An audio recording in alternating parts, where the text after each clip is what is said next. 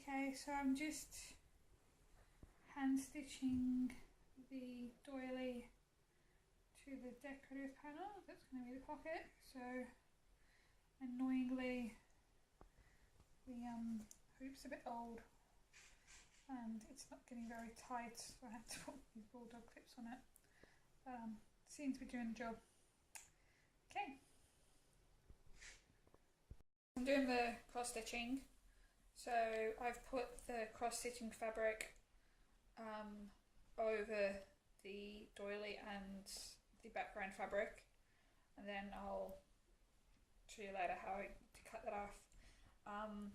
It's going okay. It's really stiff though to get through the cross stitching fabric, background fabric, and the doily. At times you can see you really have to kind of pull, and it's taking forever, but yeah, get in there.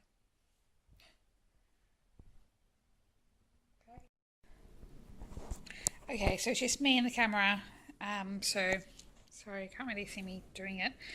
So I finished the embroidery. I've just got to do the outline. So I've cut it close to the canvas, and I'm just pulling out these threads. I'm going to do that really carefully and slowly, and so hopefully, I haven't actually done it before, hopefully it'll all come up close to the edge. Okay, so here goes. Okay, so I'm doing the outline. Well, I've just almost finished the outline. It's getting really tricky because of the thickness or the fabric and the cross stitching. So I'm basically having to go onto the surface of the cross stitching and not go all the way through, because it was just ridiculously thick and it was like tearing it up. So I'm basically doing a chain stitch onto the surface of the cross stitching. So you can really see it's really stiff to get through. But yeah, this will be the last step of the cross stitching. And then that'll be done. So kind of see that? A little bird. Alright. So I've nearly finished taking out all of the threads from the cross stitching backing. I had to use tweezers a bit because it was getting really stiff and fiddly, and to result to kind of get out my embroidery scissors and cutting around some of the edge just because it just wasn't pulling, and I was getting a bit nervous because the cross stitching was looking a bit fragile. So I'm just going to finish taking out these little bits here, and then I'll do the outline, and then that part is done.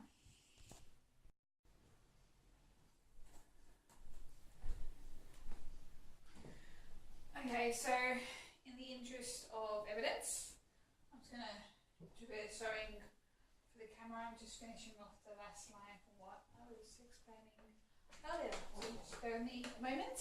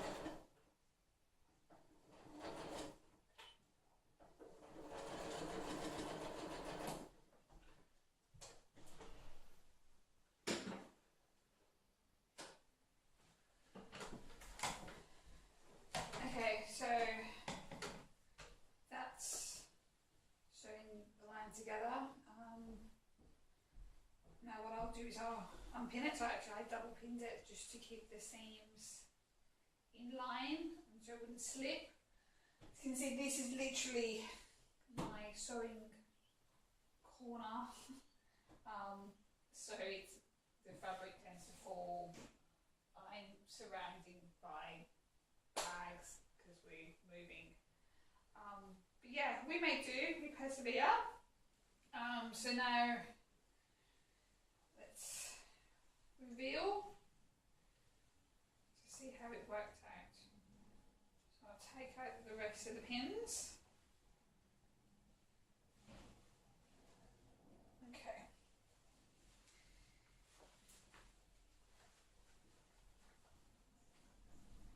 Good.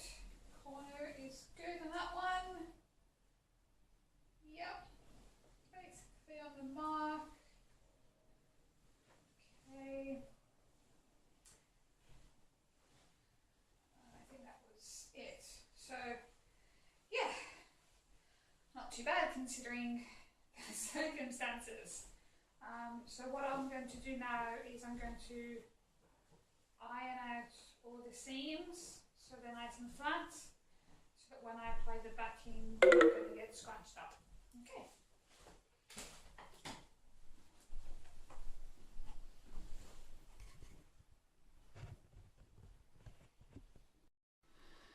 Okay, so this is the blanket so far.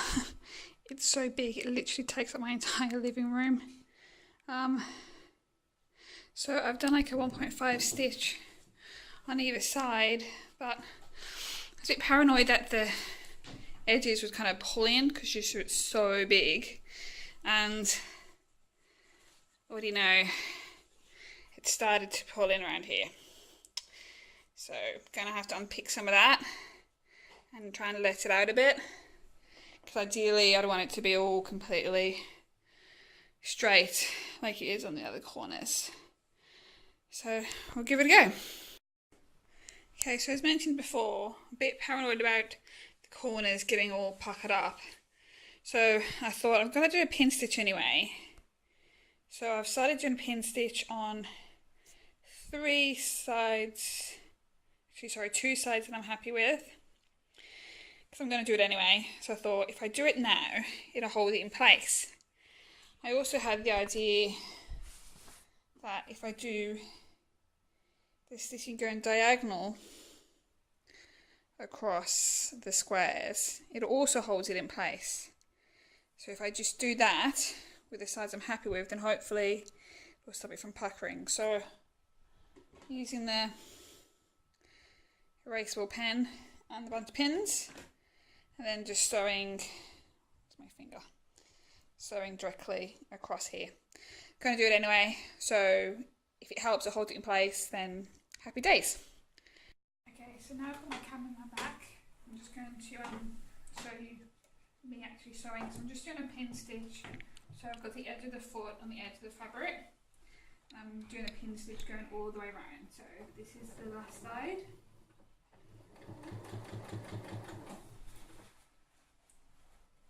It's getting really bulky.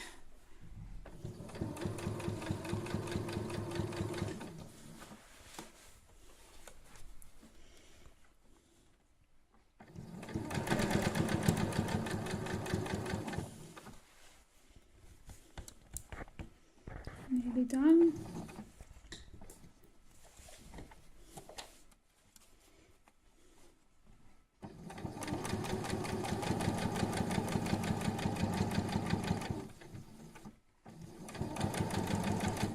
Okay, I'm just going to reverse to finish it off. Okay.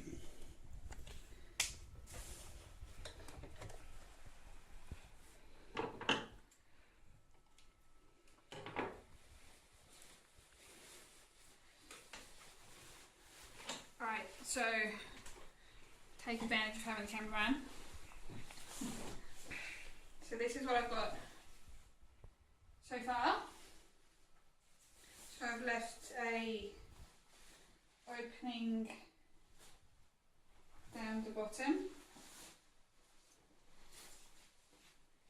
So that's just going to be where it's attached to the bag, which I'll show you later. The puckering, managed to fix that so it's not all hanging off just by unpicking it and just having to resew it. But this is it so far. So it's pretty big. So far it's taken a very long time to do, which I'll put down in my my steps, my timing steps, but I've had to pin stitch all the way around the edges, and then I don't know if you can see that, but also doing the cross is going to go on every single one, and that basically just stops it from moving around too much. So that's it so far. Okay. Okay, so I've done, you probably won't be able to see because it's white on yellow.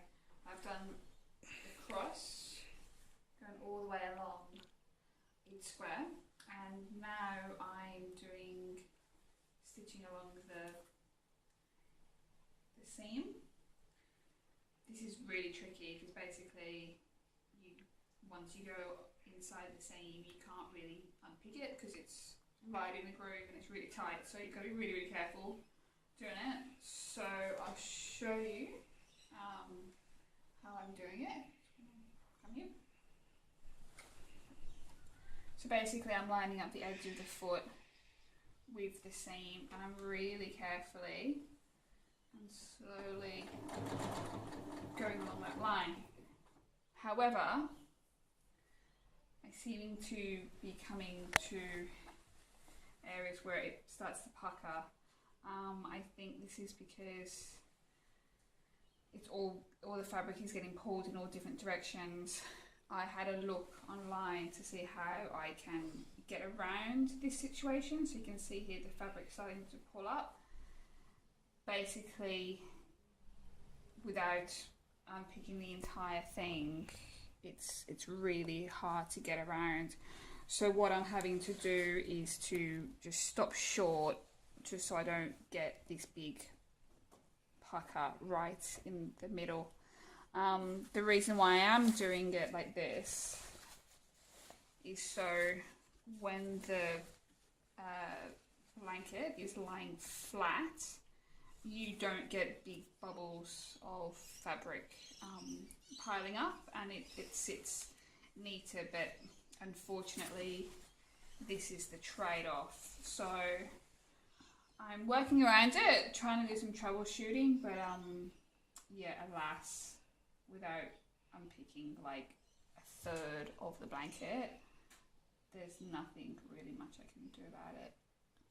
So hopefully it's okay.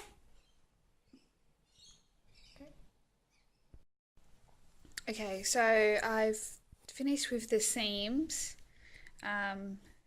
stitching along the lines. I just wanted to point out the other reason why I did that. I was originally going to do a pin stitch, but then I thought about it. I'm like, well, it'll work better to fold it if there's actually a crease formed along the edge via the seam stitch. So you can see when you fold it in on itself, the blanket, it actually folds along the seam. So that worked. So brilliant. So I will finish off the blanket later regarding how to attach it to the bag, and next I'm going to work on the bag. Okay, so I'm having to make some patterns for the bag. So I'm just like laying them out and cutting them out as I go. And I had to take the blanket, make sure it fits, and it does. I've given a bit of space around the edges just so it's not too tight when you pop it into the bag. So cut them out and I'll start sewing them afterwards. Alright, so I'm ironing the straps for the bag. I'm going to have like one short piece and one long piece because it's going to be adjustable with the D-rings. So I've ironed it in half, and then I'm going to iron it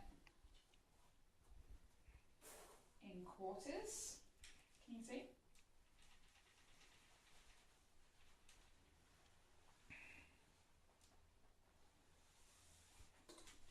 And the other quarter.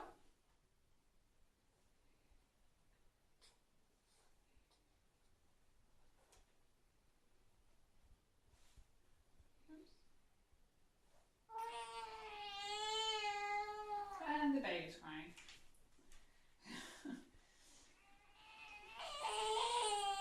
Nice timing, Ellie.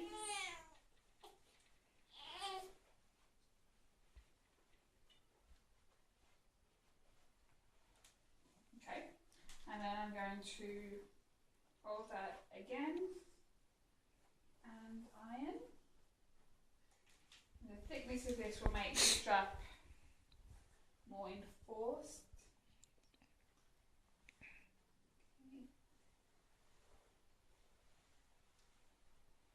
About 4 times the thickness.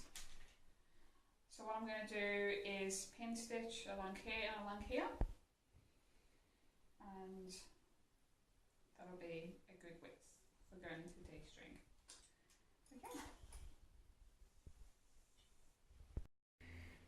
Okay, so I'm just going to explain what I've done with the Velcro so far. So I had some sew on interfacing, which is on inside, because there'll be a lot of pulling to and fro with the Velcro. It's best to have the interfacing just to give a bit more stability.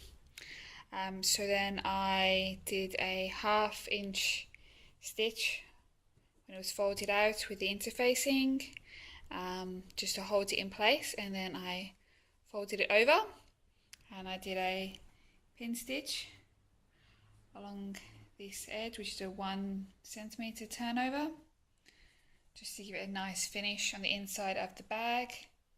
And then I found the center of the bag and the Velcro right on the edge, and then again I stitched around here, so I did a 1/2 centimeter stitch and then a pin stitch along the top of the Velcro. Now this piece, sorry, doing it one-handed, will be attached to here. Now the reason why I didn't just extend this bit further is because I kind of wanted to sit out like a bit of a tab, and also the extra thickness will stop any pressure being placed on the blanket, especially because this is quite delicate when it comes to pulling and throwing. You can handle things like twigs and things on the ground, but if someone's pulling it, it'll be a bit stiffer. So I folded in half and just sewed 1/2 centimeters along the inside, and then reversed it and did another pin stitch going along the edge. I have the Velcro sitting on the edge here, just like I did here, because when this goes into the bag, this will be up along the edge with the Velcro, and it'll be able to stick on. So it's all going to be happening on the edge, so that when it folds, it should be nice and clean along here. So yep, this will be tucked on the inside, which will be my next step, and then I'll be done with the Velcro tab. Okay, so I just wanted to show you how I'm attaching this Velcro tab. Like the whole design, I actually don't have a pattern. I had to make up my own pattern and do a bit of a trial and error and just trying to think what would work as I move through it. So lots of pins, lots of marking points. So I tried to line up these yellow and white lines, so it looks a bit neater. And on the back have the water resistance lining up with the Velcro. I'm then going to do some reinforced stitching. So I've kind of followed the shadow of the tab underneath and marked out where the size is, so I can do a bit of reinforcement on there. So that is what I am planning on doing. Okay, so this is the Velcro tab that's attached to the blanket. So the best laid plans don't always go according to plan, and even though I pinned this so that it would all line up, because the fabric has a slight stretch, it started to not line up. I attempted to do this a few times and it was just stretching more and more, so I was like, I have to just leave it, otherwise it's just going to get all warped out of shape. Luckily though, I was managed to get this all lined up so that the edge of the back of the blanket just touches the Velcro, which is exactly what I wanted, so that worked out. And I had the reinforced just go along the edge of the tab inside, and again I've got the cross going along the final square to keep it all in place. So this is what I showed earlier with my finished bird. As I explained, it was really kind of difficult to get a really neat stitch because of the thickness of the doily, which was originally my design. I was again concerned about doing the applique over the doily, so I did a test where I was planning on cutting it off, and the satin stitch seemed to be jumping a bit as it was trying to go over the ridges. So I reassessed and I thought I can do this better, even if it means changing the design slightly. So here's one I did again. So I did the applique for the teacup first. So you can see the satin stitch in focus. It's a lot neater, a lot smoother, a bit tricky around some of the corners, but it's easy to control. So I'm going to do the bird on here afterwards, and I'm going to do some hand embroidery around here. So starting again, pushing back with the time, but I think it'll be a much neater job. Okay.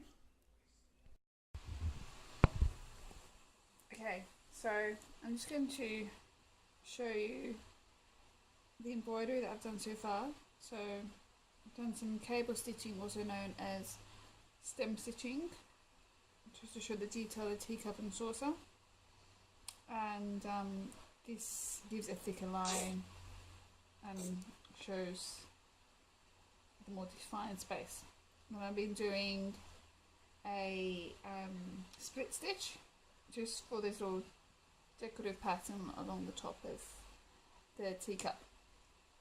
I haven't done along the satin stitch here because I'm going to be having to do the cross stitching on top, and then this will be filled in later. So to do the split stitch, just do like a standard running stitch, a few mils away from the last one, and then we go up into the center of the two stitches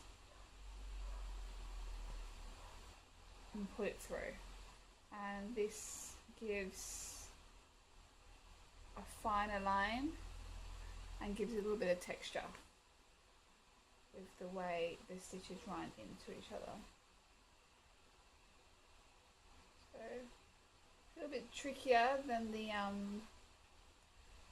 cable stitch, because you got to get in the center of the stitch, but it gives a nice detail. I'm going to run along there doing the rest of that for decoration, and then I'll be done with the teacup.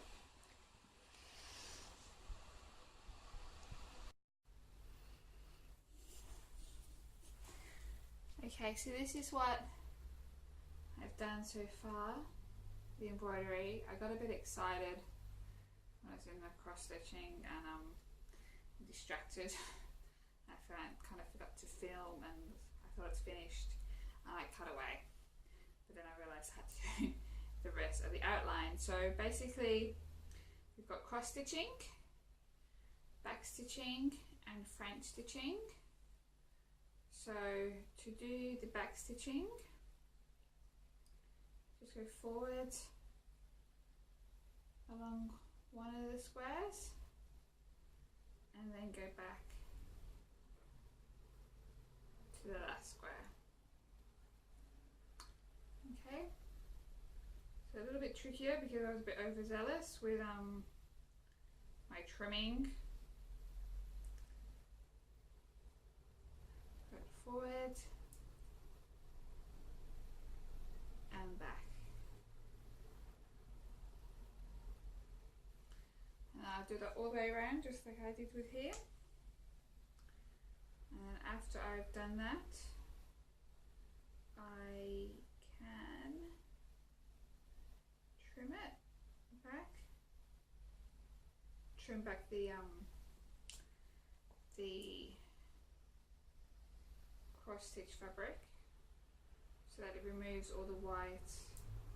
So I'll be able to do that by pulling out the threads, either with my fingers or with the tweezers, which is what I did on the first one before I decided to redo it.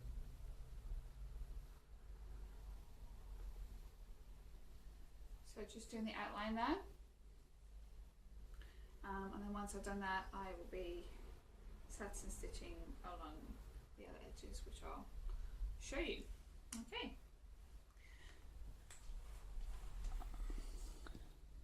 Ruffle puff. I haven't done one before, but I thought it might work. Not too pleased with how it's turned out. Basically, it's a circle, and you do a circle with like a really loose, wide running stitch, and then you do another one in the middle, and then you pull it tight like this. I want it to look like a flower. I don't really find it looks enough like a flower, so I did one of these. So this is how I did it. So I had my fabric, so I folded it and then cut a scalloped edge, and then just give it a bit of a rub with the fingers, just so some of the loose threads start to come off and it looks a bit more natural. And then I did the longest running stitch I could in the machine. So what we do then is we tie it off at one end, and that just stops it coming undone. And then holding one thread, just push the fabric down until it starts to ruffle in on itself. Where's it gone? So we keep on doing that. Just bear with me a minute.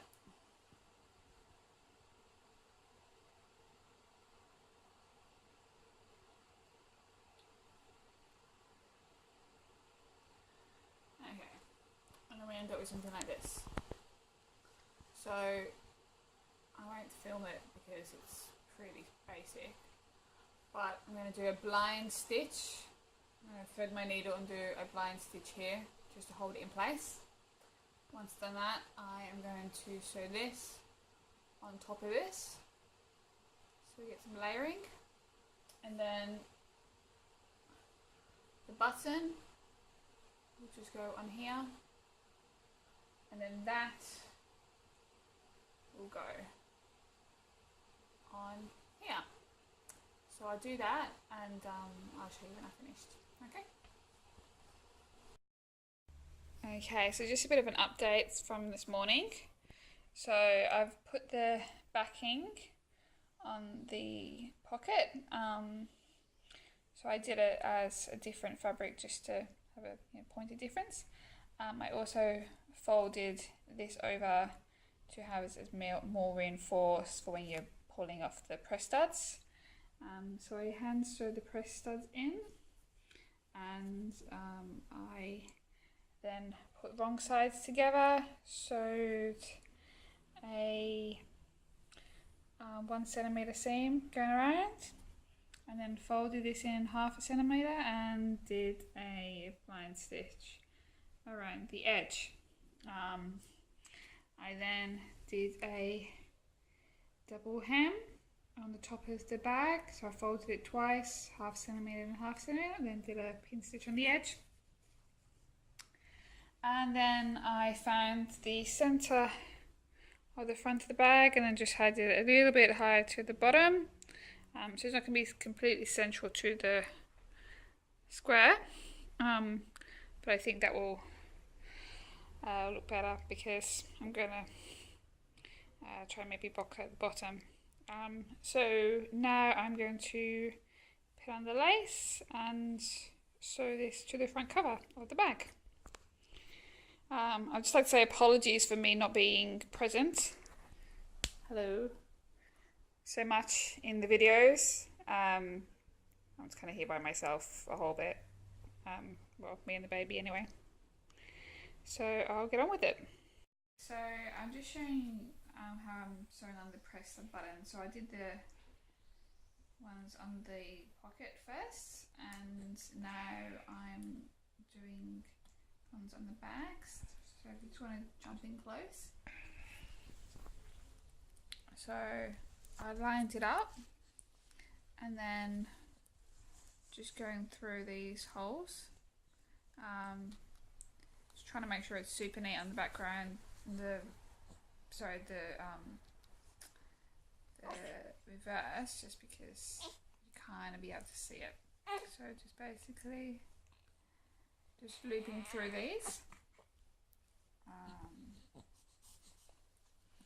It's going to be quick because my baby's going to start crying. And then it'll look like that. So I got 3 of those, and yeah, going through quite a few times just to make sure it's really secure and held in place. And then it'll be done. Okay. Cross stitching fabric, as explained before, I went to pull it out with my fingers and tweezers, but again it was still too tight, so I had to get in with the embroidery scissors to get around here. So it's still pretty neat considering. And then I finished off doing the satin stitch on the machine along the top.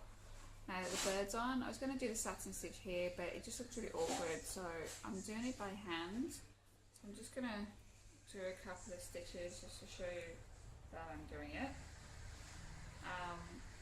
A lot more time consuming than using the machine, and unfortunately not as parallel as using the machine, but in such a tight space and having to go around lots of little curves, it just seems like it's the best way of doing it. So just done a few stitches in here. So basically I'm just filling up that space there and finishing off the edge of the fabric. So nearly finished with the decorative panel, just got to do the ruffled puff. So I've started that, so I've cut out the circle and I've just gone around the edge with the zigzag just to get a cleaner edge. Okay, so I'm just showing the lace onto the pocket. So because I could only go around with the machine on the left and right on the bottom side, I couldn't obviously here because of the press studs, and I obviously didn't want to sew it onto the bag, I had to sew it on by hand around here. I'm sorry if it's a bit glary. And then I'm just mitering the corners by sewing, I folded it down and then sewing it by hand. So here is me. Where am I? Sewing it by hand. Okay. Okay, so I finished the assignment. So I've got the patchwork picnic blanket down here, and the bag. So I'm just going to show how it all folds together to go into the bag. There's not really any set way of folding it, but as I explained before, having the seam stitch along the centre here will make it a bit easier to fold it in. So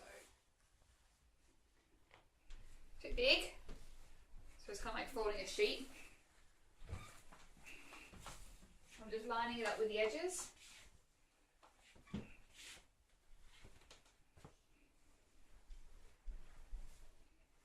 And the seam is allowing it to fold on the edges, which is good. Okay. And the main thing is having this being the last one facing outwards. So I just fold that back in itself.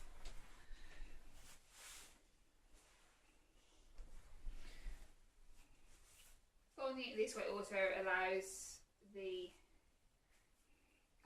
ripsock nylon to be on the floor, so if you are in a picnic situation, you're not messing up the cotton side. Just folding in on itself until we have it like this, and then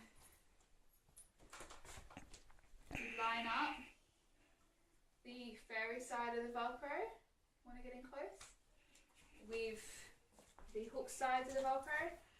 Just want to point out the reason why I had the fairy side on here and not on here, just because you'll be sitting on it and it's just a bit more comfortable if your skin happens to rub against the Velcro. So I'm lining that up, and then just open up the bag, it's nice and big,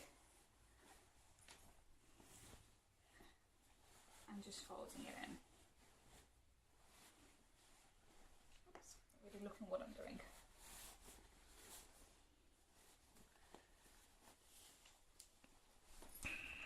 So you can see inside there's plenty of room and it's nice and neat. So just again, from the original design, I had this sewn onto the bag, so I changed that just so it's a bit more versatile. And if you want to just pick up and use the bag separately or this separately, it was fine, but also so you're not having like a bag sitting on the edge of the blanket. It is quite simple, as in it's a blanket in the bag, but I wanted to also have it the Velcro just so it wouldn't slip around inside, and it's kind of got its own bag to travel in, and it's more easy to remember. So we've got the pocket here, so just press that, so big enough for some little bits and pieces or condiments or whatever, and we've got plenty of room in there, as I've said, for anything extra that you want to take. Got the adjustable strap with the D-ring, so we'll just slide it in.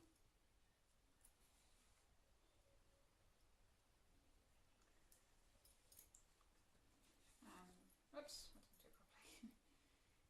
Slide it in.